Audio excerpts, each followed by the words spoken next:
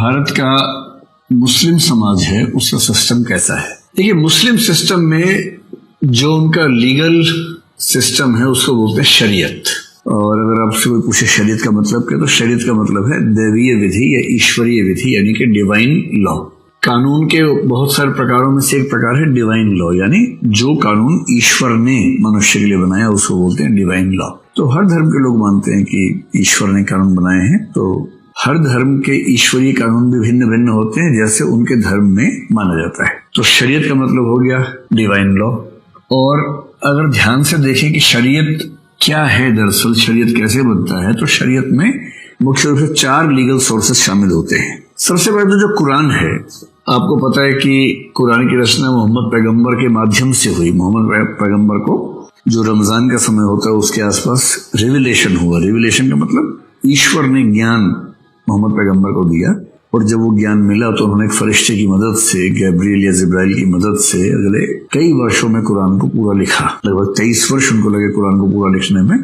तो 40 की उम्र में उनको ज्ञान मिला, 63 की उम्र में उनकी मृत्यु हुई। तो 40 से 63 के पीछे 23 साल में लगातार कुरान की रचना में वो एक्टिव रहे। तो कुरान में ऐसे बहुत सारे प्रसंग हैं जो कानून जैसे हैं, जैसे उसमें बताया कि ऐसी स्थिति में ये करना चाहिए, ये नहीं करना चाहिए। तो वो सारे प्रसंग इस्लाम में, शरीयत में सबसे पवित्र कानून माने जाते हैं, क्योंकि वो खुद मोहम्मद पैगंबर ने उस हिस्से में लिखे हैं जो उनको ईश्वर से प्राप्त हुआ। ऐसी धारणा इस्लाम में। कुरान के बाद जो दूसरी चीज है उसको कुछ लोग हदीस कहते हैं, कुछ लोग हदीस कहते हैं, क्योंकि भारत में उच्चारण थोड़ा सा अलग होता है। तो आपको नेट पे या किताबों में हदीस मिलेगा लिखा हुआ। हदीस कहने का रिवाज इसको है।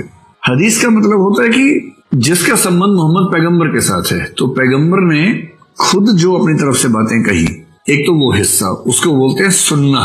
तो जो चीज कुरान में लिखी हो तो फाइनल है ही। कुरान में जो नहीं लिखा उस मामले में यदि किसी विषय पर मोहम्मद पैगंबर ने अपनी ओर से कोई बात कही, उसको बोलते हैं सुन्ना या सुन्नत, कई लोग बोल देते हैं। उसका बहुत प्रभाव है। उसके अलावा जो मोहम्मद पैगंबर ने अपने जीवन में कार्य किए, डीड्स की, जो कार्य किए, कृत्य किए, और उनके आसपास के लोगों ने उनको देखा, उनको रिकॉर्ड किया, वो रिकॉर्डिंग्स हैं, यानी लिखे हुए साक्ष्य हैं। तो यदि किसी खास सिचुएशन में मोहम्मद पैगंबर ने कोई कदम उठाया तो ऐसा माना जाता है कि वो कदम नैतिक रूप से, ईश्वरीय रूप से, विधिक रूप से सबसे अच्छा कदम है। तो उसको भी इस्लामिक विधि का हिस्सा मानते हैं। अब कोई कितनी भी कोशिश कर ले, ऐसा तो हो नहीं सकता कि जितनी सिचुएशंस हो सकती हैं वो सारी की सारी सिचुएशंस कुरान और हदीस में लिखी ही हो। तो ऐसे मामलों में क्या किया? ऐसे मामलों में इस्लामिक विधि में एक शब्द चलता है कियास। कियास आपको पता है, कयास लगाना होता है ना, अनुमान करना, इन्फ्रेंस निकालना। तो कियास का मतलब ये होता है कि जिन मामलों में कुरान और हदीस में सीधे सीधे कुछ चीज मेंशन नहीं है, उन मामलों में कुछ स्कॉलर्स क्या करेंगे, जो जज होंगे, जूरिस्ट होंगे, वो क्या करेंगे, कुरान और हदीस में लिखी हुई बातों के आधार पर अनुमान करेंगे कि यदि कुरान या हदीस में वो बात लिखी होती तो किस रूप में लिखी होती। उस अनुमान के आधार पर फैसला होगा, उसे विधि मान लेंगे, कानून मान लेंगे। और जहां कियास भी उस तरह से काम न करे, चौथा और अंतिम सोर्स जो है उसको बोलते हैं इजमा। इजमा का मतलब होता है कि जो जूरिस्ट लोग हैं, जो स्कॉलर्स हैं, लीगल स्कॉलर्स हैं इस्लाम के, शरीयत के, किसी नए मुद्दे पर, जिस मुद्दे पर इन जगहों से कोई रोशनी नहीं मिल पा रही है, वो सब बैठेंगे, बात करेंगे। और यदि किसी मुद्दे पर उनकी सर्वसम्मति बन जाती है या ज्यादा सम्मति बनती है, तो उनकी सम्मति से, कंसेंसस से जो चीज मान ली जाएगी उसको भी इस्लामिक विधि का हिस्सा, शरीयत का हिस्सा मान लिया जाएगा। तो जब भी कोई आपसे कहे कि शरीयत क्या है, तो शरीयत का मतलब वह विधि जो 4 सोर्सेस पे आधारित है। इसमें सबसे बुनियादी सोर्स है कुरान खुद, नंबर 2 पे है हदीस, यानी मोहम्मद पैगंबर के कथन और उनके कृत्य, ठीक।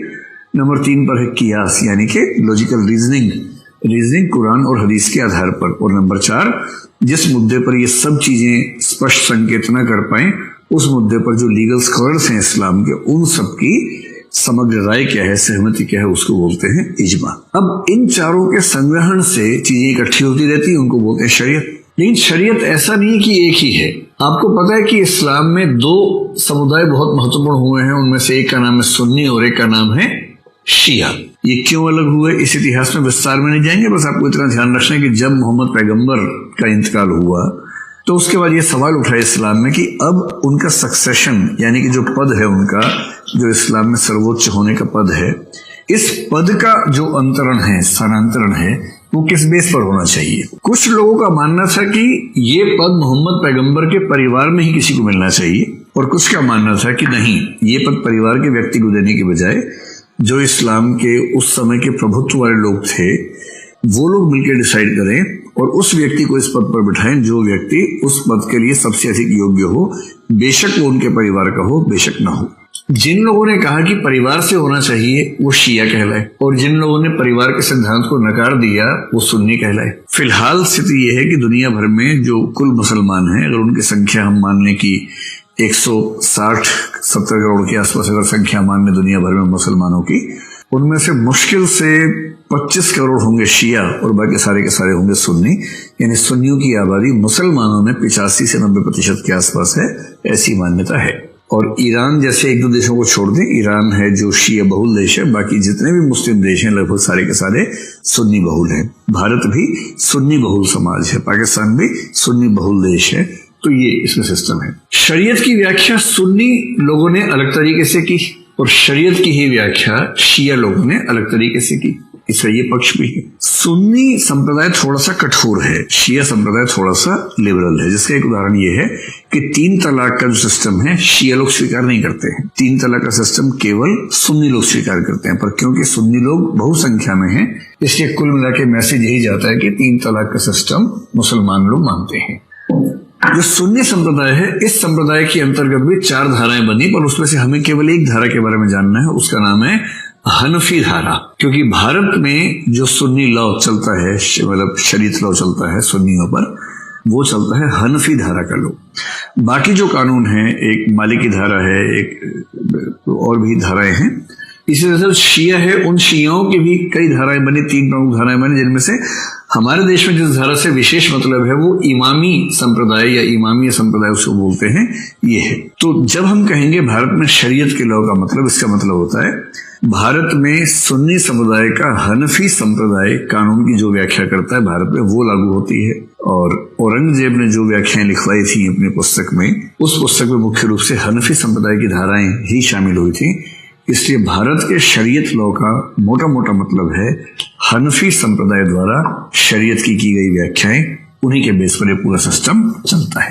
अब ये जो शरीयत वाला लॉ है, ये क्रिमिनल केसेस में भी था एक जमाने में, तो सिविल में तो आज तक चल रहा है। अगर मैं आपको केवल संकेत के रूप में बताऊं, आपको ध्यान होगा कि जो शरीयत का क्रिमिनल वाला हिस्सा था, जब अंग्रेजों ने भारत में सत्ता संभाल ली, तो उसके बाद भी सहमति यही थी कि जब तक अंग्रेजों के अपने कानून क्रिमिनल मामलों में नहीं आ गए, और वो मामले लगभग 1800 के आसपास से शुरू हुए, उससे पहले तो वो नहीं लेके आए थे, तो मुगल काल में, उससे थोड़ा पीछे और मुगल काल के बाद पूरे भारत के लोगों पर जो क्रिमिनल कानून चल रहा था, वो क्रिमिनल कानून चल रहा था शरीयत का। और शरीयत का मोटा मोटा मतलब क्या है, हनफी संप्रदाय की जो व्याख्या शरीयत की होती है वो चल रही थी। सिविल मामलों में उसके बाद चेंजेस होने शुरू हुए। अब क्रिमिनल मामलों में केवल आपको हल्का सा संकेत करता हूं कि हनफी संप्रदाय ये मानता है कि जो अपराध है उनमें से कुछ अपराध होते हैं हुदूद, जो ईश्वर के विरुद्ध होते हैं। जैसे हुदूद में एक अपराध होता है जिना। जिना का मतलब है एडल्ट्री। अगर कोई महिला अपने पति के अलावा किसी अन्य व्यक्ति के, पुरुष के संपर्क में आती है, इस गुनाह को बोलते हैं जिना। इसी तरह बहुत रोचक बात है कि चोरी और डकैती को, थेफ्ट को, ये लोग जो हनफी संप्रदाय के लोग हैं वो खुदा के विरुद्ध किए गए अपराधों में, हुदूद में शामिल करते हैं। और यदि मैं आपको सजाएं बताऊं, हुदूद अपराधों में माफी नहीं होती है, गंभीर सजा होती है। जिना की सजा आमतौर पर होती है पत्थर मार मार के किसी की हत्या कर देना। चोरी की सजा होती है हाथ काट देना, अगर गंभीर है तो बाह काट देना, वरना हाथ काट देना। उसमें भी सुन्नी और शिया में थोड़ा अंतर है, सुन्नी में थोड़ा सा एग्रेशन ज्यादा है। अगर वो किसी मामले में बाह काट देंगे तो शिया लोग शायद हाथ काटने की बात करेंगे। तो अलग अलग तरह के अपराधों की सजाएं अलग अलग हैं, लेकिन सजाएं ऐसी हैं। और ऐसी सजाएं केवल मुसलमानों में थी ऐसा नहीं है। ये ट्राइबल बैकग्राउंड से सभी धर्म जब निकल रहे थे, उनमें से अधिकांश धर्मों ने ऐसी सजाएं रखी। जैसे हिंदू अगर धर्मशास्त्रों की बात करें तो कहीं कहीं जिक्र मिलता है कि एक कानून एक जमाने में ये भी था कि यदि किसी शूद्र व्यक्ति ने किसी ब्राह्मण व्यक्ति की गाय चुरा ली है तो उस व्यक्ति के दोनों पैर आधे काट दिए जाएंगे। अब ये रेफरेंस कितना सच है हमें नहीं पता, लेकिन इस रेफरेंस को आप इंटरनेट पे देख सकते हैं। मनुस्मृति जब अंग्रेजों ने अनुवाद करवाया तो मनुस्मृति की उनको सैकड़ों कॉपीज मिली, उनमें से कौन सी मनुस्मृति ऑथेंटिक है नहीं पता है। तो विलियम जोन्स ने अपनी समझ से जो मनुस्मृति इंग्लिश में ट्रांसलेट करवाई उसे कई लोगों ने बेस बनाया। मैं जो कहना चाह रहा हूं, मेरी इस क्लास का पर्पस ये बिल्कुल नहीं है कि मैं किसी धर्म के समर्थन या किसी धर्म के विरोध में आपके मन में जहर भर दूं या आपके मन में ललकार पैदा कर दूं कि आप इस धर्म को खत्म कर दो या उस धर्म को बचा लो। ये सब नहीं, मैं सिर्फ इतना चाहता हूं कि आप इन मुद्दों को ठीक से समझें और हर धर्म इवोल्यूशन के प्रोसेस में अलग अलग पॉइंट पे होता है, इस बात को समझें, बजाय ये सोचने के कि मैं किस धर्म का हूं और मुझे किस धर्म पे हमला कर देना है। ईसाई, ये जो मुसलमानों का कानून है हनफी संप्रदाय का, उसमें हुदूद यानी ईश्वर के विरुद्ध जो अपराध है उनकी सजा बहुत कठोर हुआ करती थी। बाकी जो अपराध थे उन अपराधों में एक होते हैं कीसा, बोलते हैं कीसाज, ये होते हैं दो मनुष्यों के आपस के जो अपराध हैं, जैसे हिंसा हो गई। तो मैंने आपसे पिछली क्लास में कहा भी था कि उन अपराधों को सामान्यतः व्यक्ति और परिवारों के आपसी अपराध के रूप में देखते हैं। जो पीड़ित पक्ष है उसके पुरुष दूसरे एक्यूज को यानी अभियुक्त को माफ करने का अधिकार रखते हैं, ये सिस्टम वहां चलता है। और जो अपराध ना इसमें आते हैं ना उसमें आते हैं उनको वो लोग ताजिर कहते हैं। ताजिर का मतलब अन्य अपराध जो न खुदा के विरुद्ध है न दो व्यक्तियों के बीच में है, अन्य है। जैसे किसी ने मान लीजिए कि अपहरण करने का प्रयास किया किंतु सफल नहीं हो पाया, डकैती करने की कोशिश की किंतु सफल नहीं हो पाया, या किसी के खिलाफ झूठी गवाही दे दी, ये सब है जो इन दोनों की लिस्ट में शामिल नहीं है, तो उसको हम